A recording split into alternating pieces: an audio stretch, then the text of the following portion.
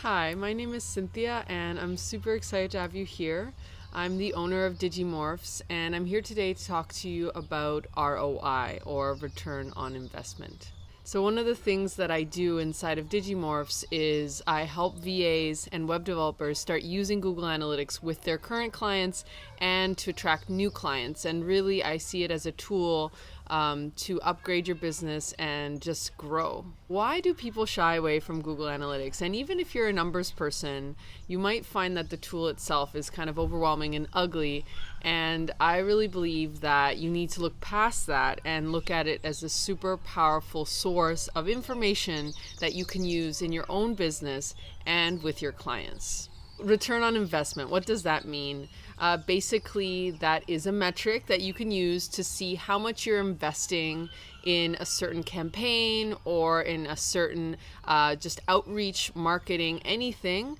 And then how much is that specific item or that specific campaign bringing you back in terms of sales, product sales, subscriptions. It can be anything that you are really looking people to do, that you want people to do when they come to your website. This is a really great metric, and I feel like it's so much more powerful than just looking at numbers like site visits or even the amount of visitors to your site. So you get to see exactly the impact of something that you're doing. You're putting money and time and energy on a real other action that you want someone to do on your website. That could be, like I said, a subscription or maybe a sale. And this is what, at the end of the day, we call a conversion, right? That action that we want someone to take on our websites, that is super important to us. I just want to clarify that ROI isn't the only metric that's super important. And I actually feel like it's a great starting point.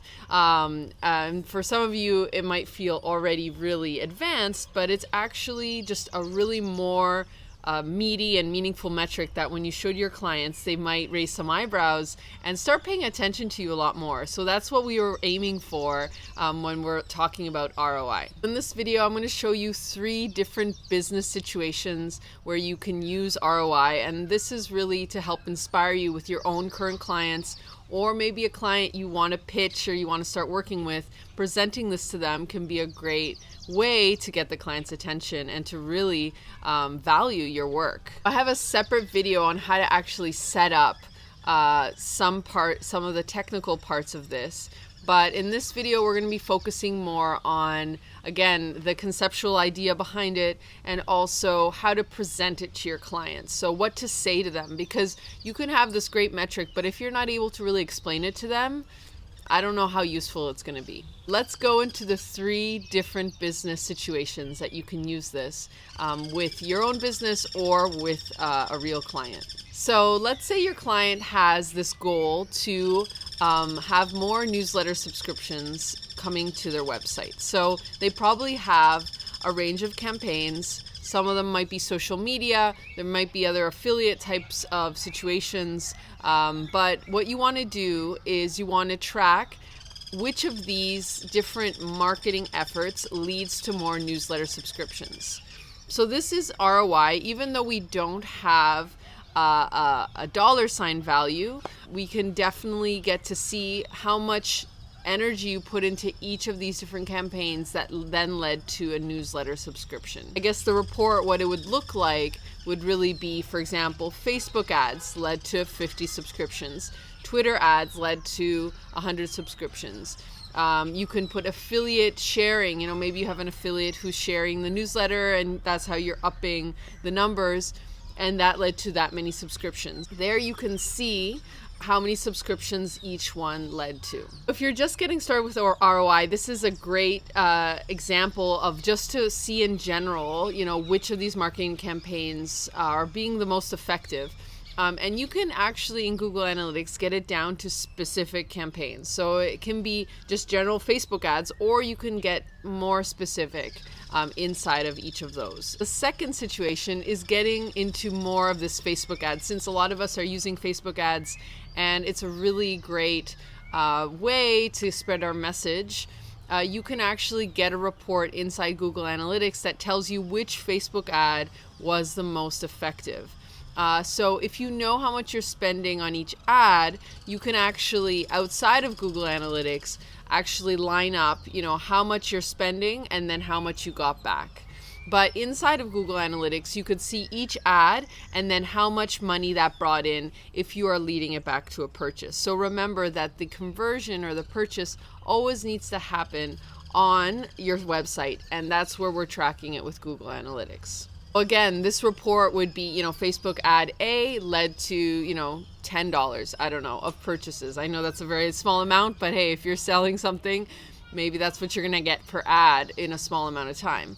Facebook ad B led to, X dollar of amount of purchases, and so on and so forth. So there you can really see which of these ads was the most effective, but you need to always go back and analyze why, right? So Google Analytics gives you these results, but it's really your awareness of what you did in each of these campaigns that's going to get you in really good terms with your client, and it's going to be really interesting. So the third business situation, which I think is really interesting, and it's a little bit more advanced because you might have a lot going on, and that's in a launch situation. So if your client's launching a new service or just launching something, you can actually track each marketing campaign and see which led to, again, whatever you want them to do in a launch. So it could be a subscription, it could be just bringing them to your site, or it could also be a purchase, which most of you are probably most interested in. What I want to focus on for the launch specifically is email campaigns. So you can actually see,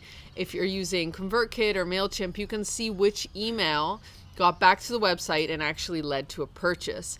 And this is so useful because in the future you can actually see, which of these emails was the big hitter, the one that ended up leading to the most purchases.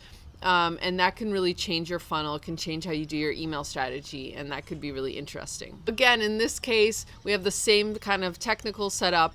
We're tracking the conversion on the website, whatever that is. If it's a purchase, it's a purchase. We understand the $ value happening there.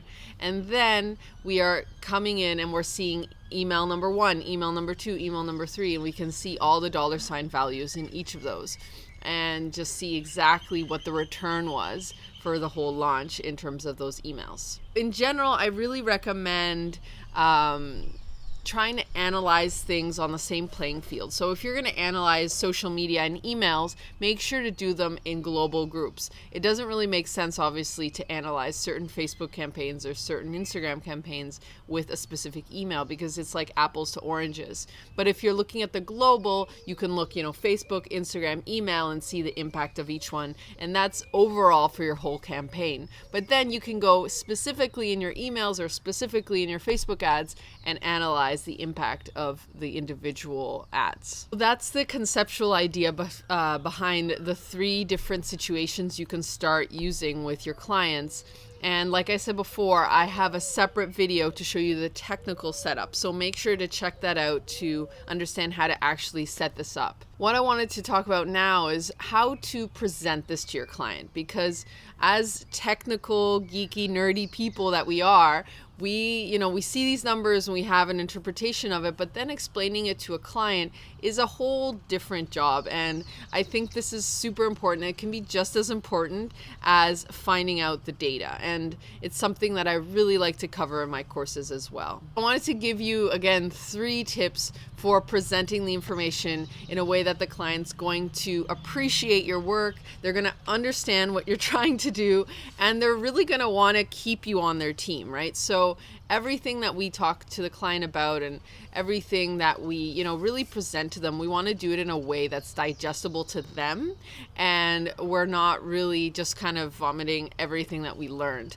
And I made this own mistake because, I get really fired up when it comes to data. I get really nerdy, and it's not a bad thing, but sometimes the client doesn't really know how to take that, and it ends up working against me, which is not what we want. So the first tip that I recommend when it comes to presenting this type of data to clients is to understand their priorities. So before you even get on a call with a client to present the data or send them a report or whatever you have, make sure you go back to that business requirements or that initial step that you have, or maybe you already know this, of what the client is really, really interested in. If you don't really know the client's priorities, top priorities right now, that's okay. Don't freak out. Actually ask them. And you can do this in a really friendly way, just through an email, asking them, what is the number one thing that really keeps them up at night right now when it comes to something that you're doing, right? So you can get just really general about it and understand overall their business goals. But if you're helping them with their website or their content,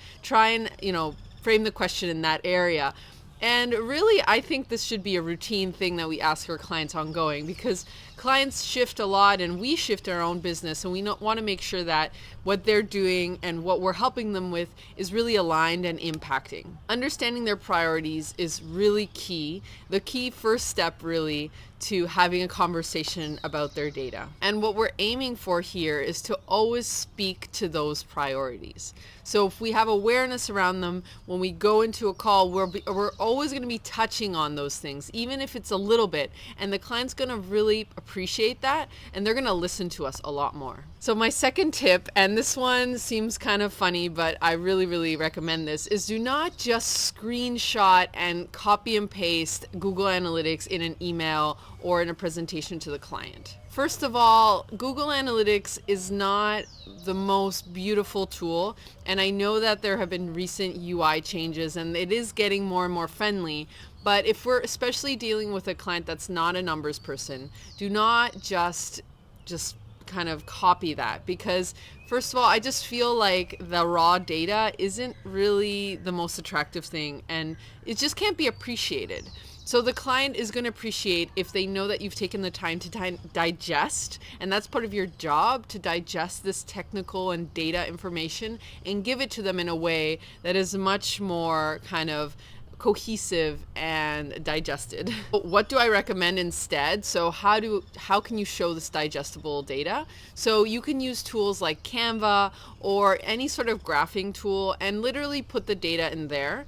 And make sure that the data, again, is always speaking to what the client's needs are. So if we look at an example like this launch, right? So let's say the client wants to know, which of these emails was the most effective.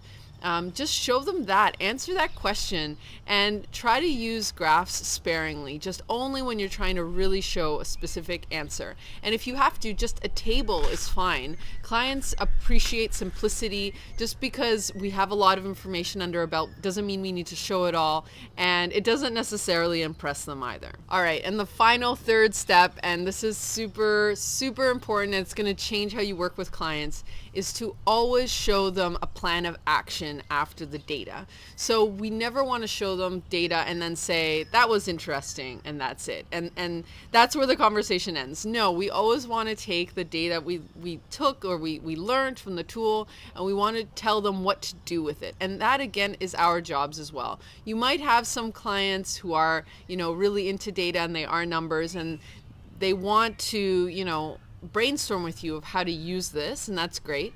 But many clients just don't know what to do with the data, and that's okay too. So you need to tell them what to do with this data. So again, going back into the Facebook ads maybe example, what do you do with that? Well, you optimize. So if there was one particular ad, like Facebook ad B, that was really successful, you go back and you try to understand why. Was it the time you posted it at? Was it the graphic? Was it the segment that you had inside of Facebook?